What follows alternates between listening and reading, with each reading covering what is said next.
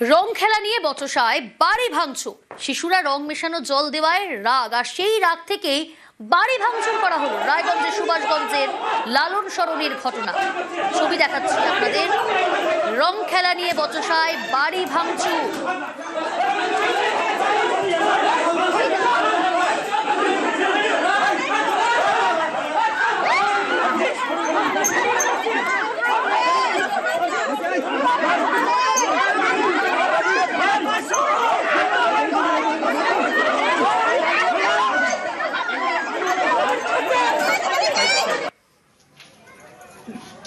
প্রতিনিধি মুক্তা রয়েছে আমার সঙ্গে। মুক্তা, ঠিক কি হয়েছিল? দেখো রায়গঞ্জের সুভাষগঞ্জের লালন সরণিতে রং খেলা নিয়ে বচসা এবং বাড়ির সামনে থেকে এক শিশু যখন রং ছুড়ে নয়ন নামে এক যুবককে, তখন সে বাধার সৃষ্টি করে। তারপরে এলাকাবাসী ও নয়নের সঙ্গে বসে তর্ক বিতর্ক শুরু হয়। তারপরে নয়ন নামে যে যুবক রয়েছে সে ফোন করার পর কিন্তু দলবল সেখানে পৌঁছায় এবং সেখানে ব্যাপকভাবে সংঘর্ষ হয়, হাতাতে জড়িয়ে যায় এবং তারপরে সেখানে কিন্তু উত্তপ্ত তৈরি হয় লালন সরণি এলাকায়।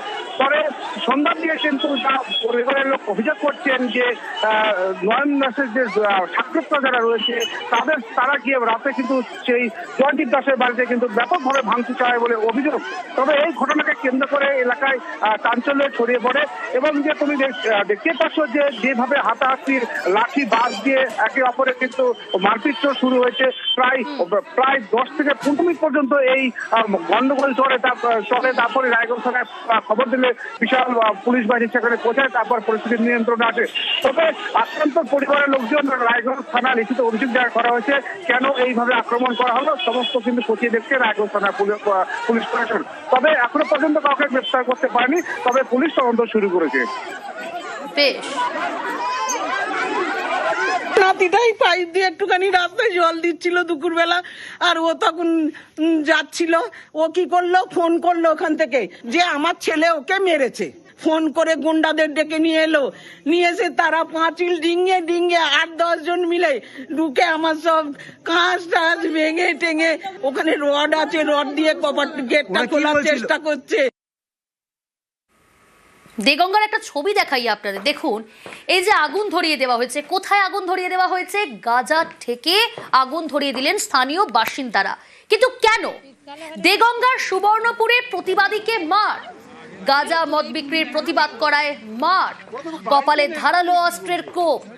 গাজার থেকে আগুন স্থানীয়দের। চাকলাফাড়ির পুলিশকে ঘিরেও বিক্ষোভ দেখান তারা।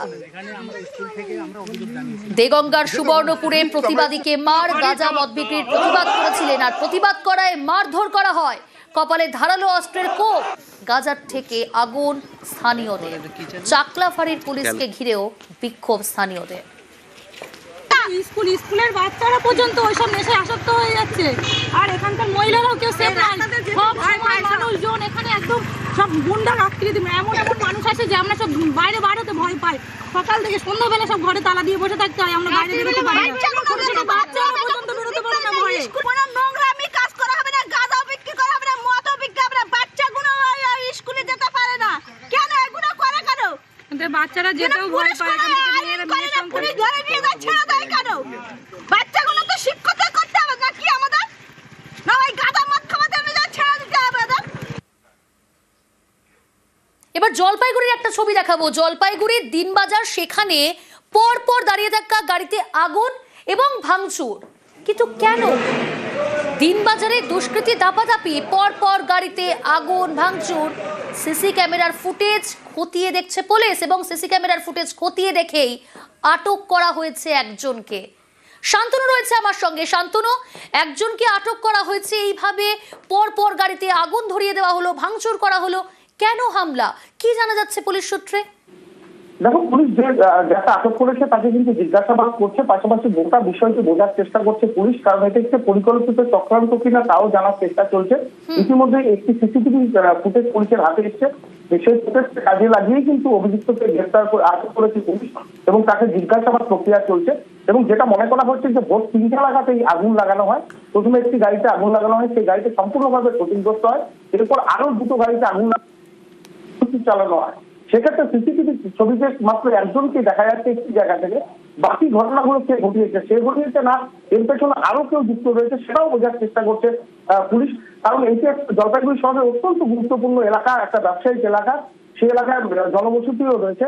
সেরকম একটি ব্যস্ততম এলাকার মধ্যে রাতের অন্ধকারে এরকম একটা ঘটনা রীতিমতন একটা আতঙ্কের পরিবেশ তৈরি করেছে এলাকায়। কারণ বহু মানুষ কিন্তু এই রাস্তার পাশেই কিন্তু তাদের গাড়ি রাখেন এবং গুরুত্বপূর্ণ জিনিসপত্র থাকে, কারণ নিরাপদ বলেই তারা এগুলো রাখেন। কিন্তু এই ঘটনার পর কিন্তু নিরাপত্তা নিয়েও কিন্তু প্রশ্ন উঠছে। ব্যবসায়ীরা রীতিমতন উদ্বিগ্ন হয়েছেন। তারা পুলিশকে বলেছেন যে গোটা ঘটনা তদন্ত করে যাতে অভিযুক্তকে একে একে চিহ্নিত করা হয়, কারণ মনে করা হচ্ছে শুধু একজনের কাজ নয়, একাধিক জন এই কাজটা করেছে। কারণ ভোর 3টা নাগাদ যখন স্থানীয় মানুষজন গাড়ির একটি অংশকে বাস হওয়ার শব্দ পেয়ে যখন বাইরে আসে তখন তারা প্রচন্ড ভাবে আগুন দেখতে পান এবং তারপরে ঘটনা নজরে আসে। বেশ, রাত্রিবেলায় হল্লা চিল্লা হইলো, সব পাড়াপড়শিরা এসে জল টল দেওয়া শুরু করছে। ওই হল্লাতে আমাদের ঘুম ভেঙে যায়। তখন আমরা জানতে পারি এরকম আমাদের গাড়িতে আগুন লাগছে। আমাদের প্রতিবেশীরা খুব হেল্প করলো। অন্য দুটো গাড়িতে আগুন লাগলো ওটা পরে জানতে পারলাম, কিন্তু ওই গাড়িগুলোর তিরপাল গুলোতে আগুন লাগছিল। আমরা আর কি চাবো, এখন আমাদের গাড়ির ক্ষতিপূরণটা যদি ক্ষতি পেয়ে যাই এটা চাই। এখন পুলিশ যা তদন্ত করবে পুলিশের উপরে ডিপেন্ড করবে। সকালবেলা ঘুম থেকে উঠে আসলাম, তখন জানলাম দেখে মনে হচ্ছে যে আমার জীবনে এরকম ঘটনা কোনদিন দেখিনি। জলপাইগুড়ি শহরে কোনো পাড়াতেই দেখিনি। এটা উদ্বিগ্ন আমরা খুব, এরকম যে ঘটে যাবে কি করে যে হলো সেটা বিশাল ব্যাপার। কি চাইছে এগুলো ভবিষ্যৎ যাতে এরকম ঘটনা না ঘটে এই ব্যাপারে সমস্ত রকম পদক্ষেপ নেওয়া। আনুমানিক 4টের দিকে অনেকগুলো গাড়ি ওখানে পার্কিং করা ছিল, সেই গাড়িতে অগ্নিসংযোগ করেছে। স্থানীয় লোকের তৎপরতার ফলে খুব তাড়াতাড়ি একটা বড় দুর্ঘটনা এড়ানো গেছে। তো এই ধরনের ঘটনায় স্থানীয় মানুষের মধ্যে আতঙ্কের পরিবেশ, উদ্বেগ পরিবেশ তৈরি হয়েছে। মানুষ খুব আতঙ্কিত। পুলিশ প্রশাসন করলো বিষয়টা দেখতে।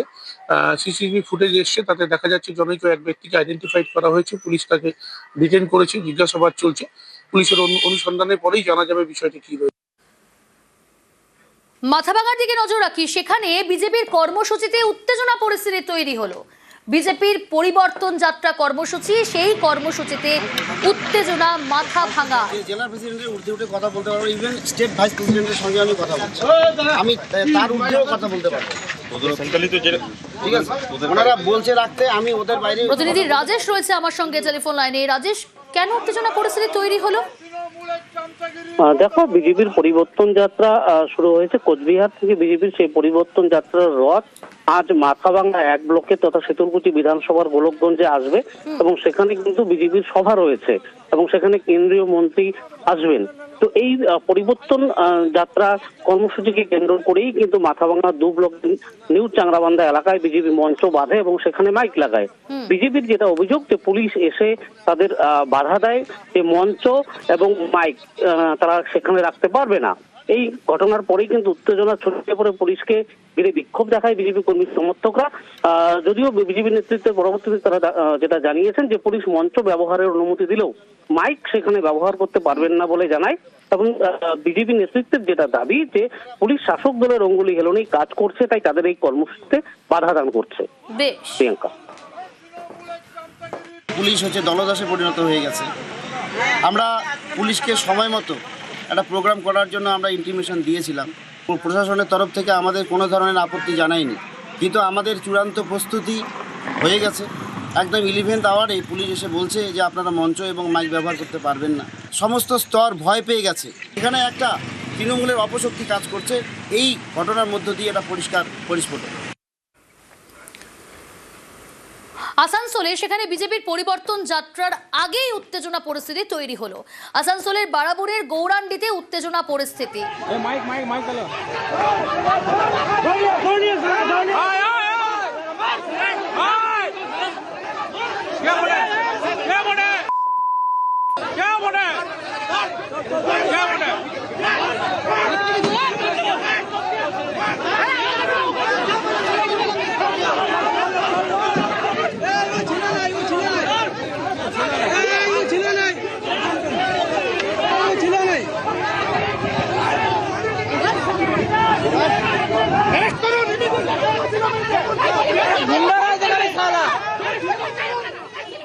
দীপক রয়েছে সরাসরি। দীপক, ঠিক কি হয়েছিল, কি অভিযোগ সামনে আসছে?